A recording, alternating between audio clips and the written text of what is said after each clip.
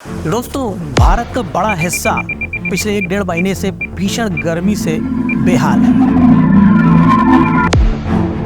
लोग पसीना पोंछ रहे हैं, बिजली की शॉर्टेज हो रही है, लगातार एसी चलाने पड़ रहे हैं घरों में, सड़कों पर लोग निकलते तो बीमार हो जा रहे हैं। सैकड़ों लोग तेज गर्मी की वजह से अपनी जान गंवा चुके हैं। अस्पतालों में मरीजों की भीड़ है। सरकार कह रही है गर्मी में बाहर मत निकलो, सावधान रहो, बच के रहो। लेकिन कोई ये क्यों नहीं सोच रहा है कि ऐसे हालात क्यों बनते जा रहे हैं? क्या हमारी देश की सरकार के पास देश के पर्यावरण को लेकर, क्लाइमेट चेंज को लेकर, देश की वेदर कंडीशंस को लेकर कोई पॉलिसी नहीं है?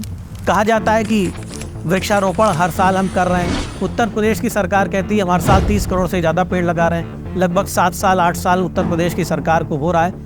अगर हर साल इन्होंने 30 करोड़ से ज़्यादा पेड़ लगाए होते जैसा कि ये कह रहे हैं, तो आप समझ सकते हैं कि उत्तर प्रदेश में अकेले 200 करोड़ से ज़्यादा पेड़ लग गए होते। अगर सरकार की बात सही है तो, सरकार झूठ नहीं बोल रही तो, या फिर सरकार पेड़ लगाने के आदेश देती है लेकिन उसमें से 1/4 पेड़ भी नहीं जिंदा बच पाते हैं। इसके अलावा आप देखें, पहाड़ों पर अंधाधुंध निर्माण हो रहा है। पहाड़ों पर मल्टी स्टोरी बिल्डिंग्स बन रही है। जहाँ ग्लेशियर थे, जहाँ बर्फ रहती थी, अधिकांश समय वहाँ बड़ी आबादी बस्ती चली जा रही है।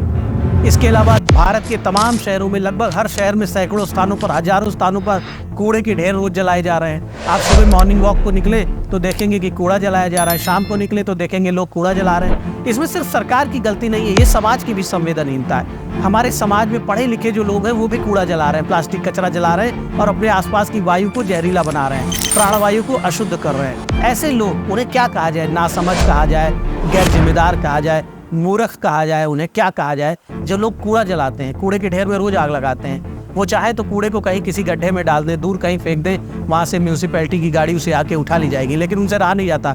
अपनी दुकान के सामने रोज कूड़ा जलाएंगे, अपने घरों के सामने कूड़ा जलाएंगे और उसी कूड़े के धुएं में फिर खांसेंगे, फिर उनके फेफड़ों में इन्फेक्शन होगा, बीमार होंगे, अस्पताल जाएंगे। इतनी भी क्या अकल नहीं है हमारे देश में लोगों की कि कूड़ा न जलाया जाए, कि प्लांटेशन खूब करें, हम केवल सरकार के भरोसे ना रहें। हम सब अपने घर परिवार के सदस्य जितने भी हैं, सारे सदस्य कोशिश करें कि अपने घरों के आसपास, अगर गांव में रहते हैं, अपने खेत खलिहान के आसपास ज़्यादा से ज़्यादा पेड़ लगाएं। अगर हम पर्यावरण को लेकर थोड़ा सावधानी बरतें तो ये जो तापमान इतना बढ़ रहा है, हम इसे 10 डिग्री तक नियंत्रित कर सकते हैं।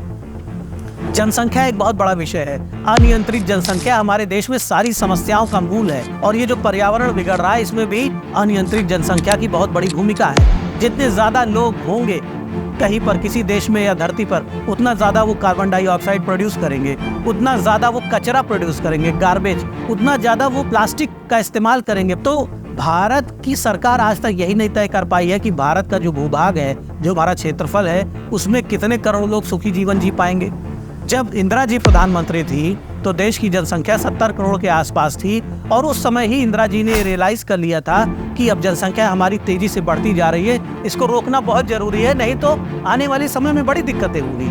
इंदिरा जी ने उस संकट को उसी समय समझ लिया था और इसीलिए देश में कठोर जनसंख्या कानून लागू किया था। हालांकि राजनीतिक कारणों से वो कानून वापस लेना पड़ा, लेकिन उन्होंने देश हित में इस कठोर कानून को लागू किया था। विजन था उनके पास, उनके पास दूरदृष्टि थी। उन्होंने समझ लिया था कि अगर जनसंख्या बहुत ज्यादा बढ़ जाएगी तो छोटी छोटी चीजों के लिए मारकाट होगी, जमीन जायदाद के विवाद बढ़ जाएंगे, हम इतनी नौकरियां नहीं दे पाएंगे, इतने रोजगार नहीं दे पाएंगे, देश में अराजकता, अव्यवस्था हो जाएगी और सारे प्राकृतिक संसाधन खत्म होने लगेंगे, पेड़ों को काट काट के आबादी बसाई जाने लगेगी, गाँव जो है समाप्त हो जाएंगे, शहरीकरण बढ़ेगा, बीमारियां बढ़ेंगे, प्रदूषण बढ़ेगा, तमाम तरह की अव्यवस्था, मारकाट, हर तरह की छीना झपटी बढ़ जाती है जब किसी देश में जनसंख्या बहुत ज्यादा हो जाती है। और भारत में हम आज उन्हीं परिस्थितियों का सामना कर रहे हैं। इंदिरा जी ने जिस खतरे को समझ लिया था, उस खतरे को उनके बाद किसी प्रधानमंत्री ने गंभीरता से नहीं लिया और आज भारत की ये स्थिति है कि भारत जनसंख्या में दुनिया का सबसे बड़ा देश बन चुका है। हमारे यहाँ खाने पीने की चीज़ों के दाम बेलगाम बढ़ चुके हैं। अरहर की दाल खरीदने की क्षमता नहीं रही लोगों में। अब सरसों का तेल खरीदना लोगों के लिए मुश्किल हो चुका है।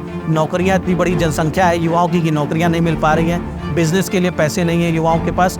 तो एक समस्याओं का पूरा इकोसिस्टम बन गया है जिसका मूल कारण जनसंख्या है।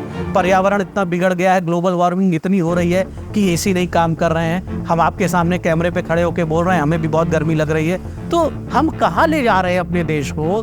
क्या हम अपने आने वाली जनरेशन्स को एक ऐसा देश सौंपने जा रहे हैं जो पूरी तरह से कचरे के ढेर पर बैठा होगा, जहाँ पर जिंदा रहना, सुखी जीवन जीना मुश्किल हो जाएगा, लगभग असंभव हो जाएगा?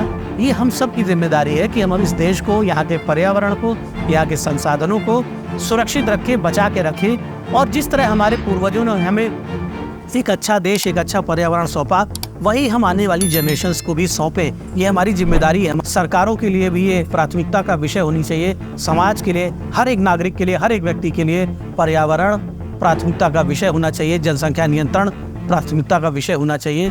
तभी हम इस कुदरत को, इस प्रकृति को, इस नेचर को, इस देश और समाज को सुरक्षित रख पाएंगे, आने वाली पीढ़ियों के लिए बचा पाएंगे। धन्यवाद।